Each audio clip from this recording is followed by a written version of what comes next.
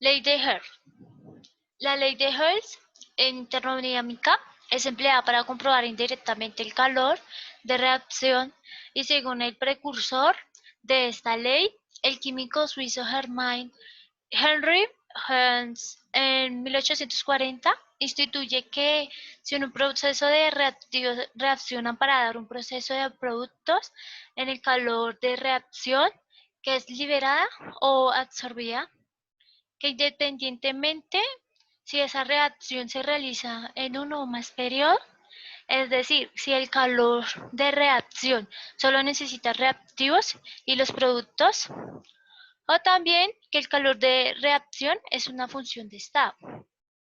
Para esa ley de Hertz, en su honor principalmente explica que la entalpía es una reacción que puede lograr sumando algebraicamente las entalpías de otras reacciones, algunas vinculadas con la que importa. Este principio es un sistema cerrado adiabático, es decir, que no hay intercambio de calor con otros sistemas o en su entorno como si está aislado, que se desarrolla en una fase inicial a otra fase final. Por ejemplo, como podemos ver ahí, que tenemos el monóxido de carbono, CO2. No puede establecerse directamente en el entorno en que se produce por parte del CO, se convierte en CO2. Pero sí puede medir directamente con el calómetro los calores de reacciones de los próximos procesos. En este apartado podemos ver que la tercera fórmula de calcular la entropía de una reacción química es por aplicación directa de la ley de Hertz, ley anunciada en 1840 por el químico suizo Hermann Henry Hertz. Esta reacción se puede producir tal y como lo hemos escrito en una sola etapa, o también puede darse en dos etapas, una que se forman los monóxidos de carbono, CO, y después, una vez formando el monóxido de carbono, este vuelve a reaccionar con oxígeno para dar CO2.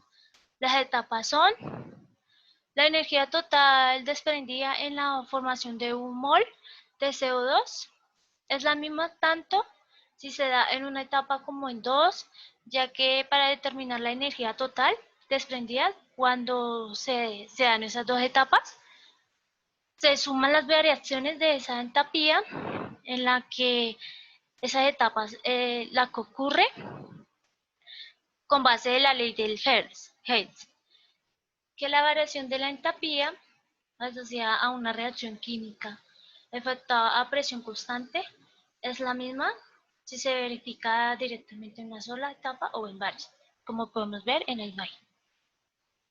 La ley de Hertz es un método indirecto de calcular el calor de reacción o entropía de reacción.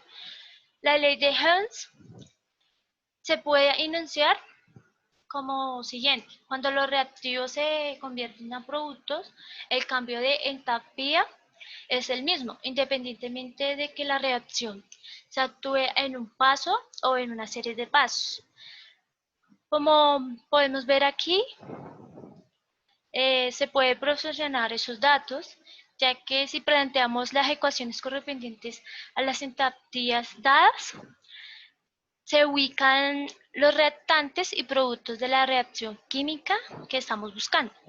Ahora debemos acomodar esas ecuaciones, entonces lo que quedaría era la primera, la debemos invertir con el valor que se invierte la entropía. La ecuación 2 debemos multiplicarla por 2, ya que toda la ecuación, tanto reactante como productos, y el valor de la entalpía es extensiva. La tercera ecuación la dejamos igual. Entonces, por último, se suman esas ecuaciones. Otra forma de enunciar la ley de Hens es cuando una reacción química puede expresarse como suma algebraica de otras reacciones, en el cual su entropía de reacción es igual a la suma de las entalpías de las reacciones parciales.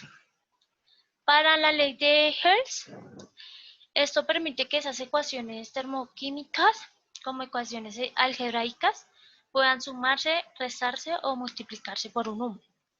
Para el medio ambiente de ese ciclo de níquel, podemos hablar sobre el origen y el contenido en el suelo, ya que es la primera fuente en el níquel, se frecuenta en los suelos y en las rocas.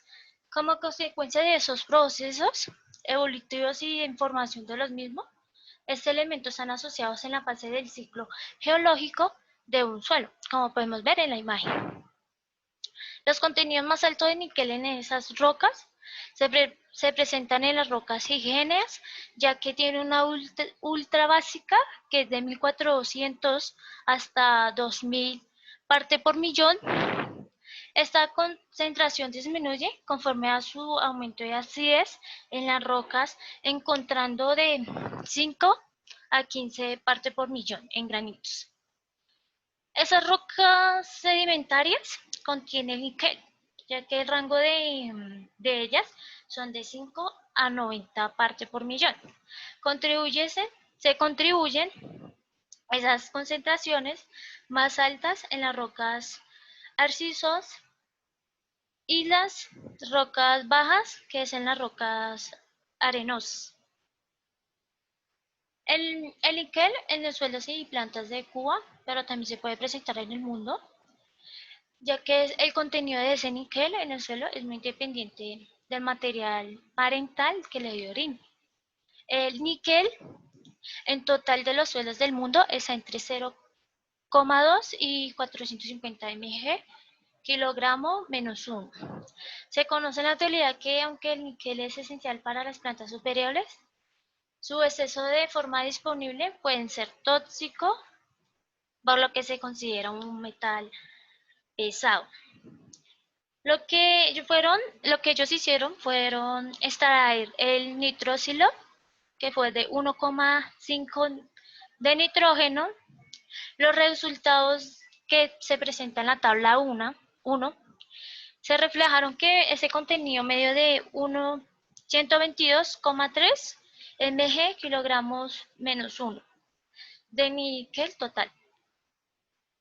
Estos valores extremos de hasta 2850,0 mg kilogramos menos 1 es muy superior a lo que habían señalado en esas épocas, en el cual ellos fueron desarrollándose sobre serpentina de 13 a 14 de la provincia de Holguín, donde existen grandes yacimientos niquelíferos. Para la segunda tabla, como podemos ver ahí, se concluyeron que los mismos provenientes de ese material parental que dio origen al suelo litogénico y se encuentra en su mayor extensión en forma no disponibles y a las plantas, porque pueden ser tóxicos a esas plantas. El níquel como fracción soluble. El níquel en disolución se encuentra fundamentalmente como Ni2 ligado a especies complejas. Este elemento es relativamente estable en disoluciones acuosas y capaz de moverse a larga distancia a través del perfil del suelo. En esas formas se pueden encontrar que el níquel está disolución del suelo, ya que estas distintas funciones que se complejan esas especies se encuentran en las mismas, que pueden ser aniones inorgánicos o especies orgánicas que representan una gran parte superior y pueden ser muy móviles, en el cual se pueden presentar en cuanto al resto que están en ligados y aniones presentables en la disolución del suelo, como podemos ver acá. Contaminación en el agua por el níquel. El níquel es también un elemento esencial para el metabolismo de las plantas, aunque cuando está Requieren menos de 0,1 mg, kilogramos menos 1 de peso seco. Esa contaminación residuales con metales pesados presentan hoy en día una gran bien, ya que su uso extensivo de níquel la utilizan para la fabricación de productos requeridos por la sociedad actual, ha provocado la contaminación del aire, suelo y agua. En la absorción y desorción. La eliminación de níquel en la disolución principalmente a las reacciones de absorción por las distintas superficies presentes del mismo. La retención de un suelo, eso se puede clasificar en dos términos. El primero es una retención meramente electrostática, en el cual entran en juego las fuerzas de atracción y repulsión de Coulomb. Y en el segundo se puede presentar en una absorción en la que participa la sustitución en los lugares absorbidos de un anión por otro que se encuentra inicialmente en la disolución del suelo. Lo que intercambiamos iones, como se puede presentar en la imagen. Para el níquel y microorganismo del suelo, los microorganismos del suelo determinan en gran parte de las propiedades físicas y químicas de un suelo, ya que eso desarrollan y mantienen la estructura del mismo, en el cual podemos ver que también se puede presentar en el ciclo de nutrientes y además interacciona con el medio radicular de las plantas, por lo que los estudios han revelado que su comportamiento y desarrollo de la biodiversidad es prácticamente interesante, ya que se puede lograr un desarrollo adecuado del sistema del suelo, plantas y se puede promover una producción sostenible. Para el níquel y sensibilidad o toxicidad, como ya podemos ver, que también el níquel es un metal pesado en el cual la nutrición y minerales de las plantas, su influencia en el desarrollo vegetal ha sido estimada por diversos investigadores de forma distinta, considerando tanto tóxico como esencial en el desarrollo de la planta. Esta diversidad de opiniones, en la que el estudio es particularmente atractivo al ser un elemento contradictorio en su catalogización con respecto a su función en el desarrollo del vegetal. Para el níquel y absorción, transporte y acumulación, la absorción de elementos traza las plantas, ya que depende de una serie de factores externos y internos de la planta, en el cual tiene lugar a muy bajas concentraciones en la disolución del suelo. En la segunda, depende de la gran cantidad de concentración de los mismos en la disolución, especialmente a bajos rangos. En la tercera, las relaciones de absorción dependen fuertemente de la presencia de H+ y otros iones. En la cuarta, la intensidad varía con la especie y el estado de desarrollo de la planta. Y en el quinto, sus procesos son sensibles a algunas propiedades del suelo, como temperatura, aireación y potencial redox. Por último, los ligados quelantes son los más importantes en el control de la translocación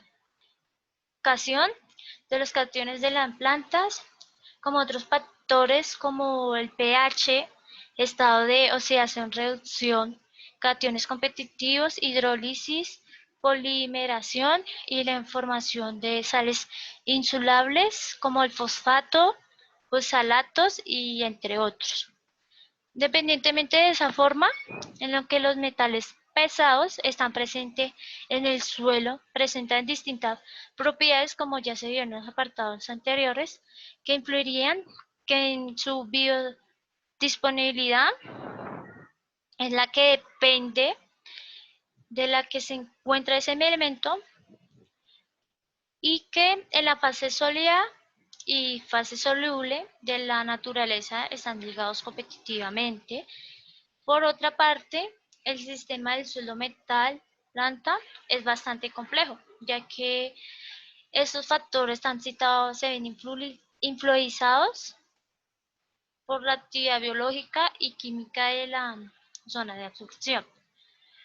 El riego con aguas residuales urbanas incrementa la cantidad de metales traza extractibles de un suelo.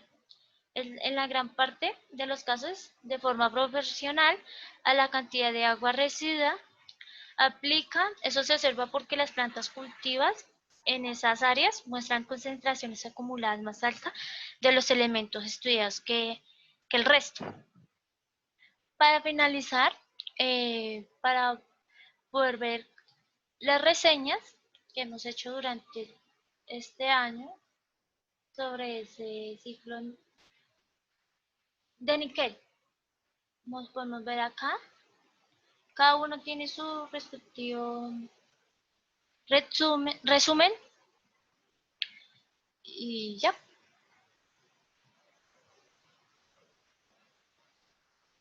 Ay, no, yo no sé cómo hizo esa mierda. Ay, yo sí, pero la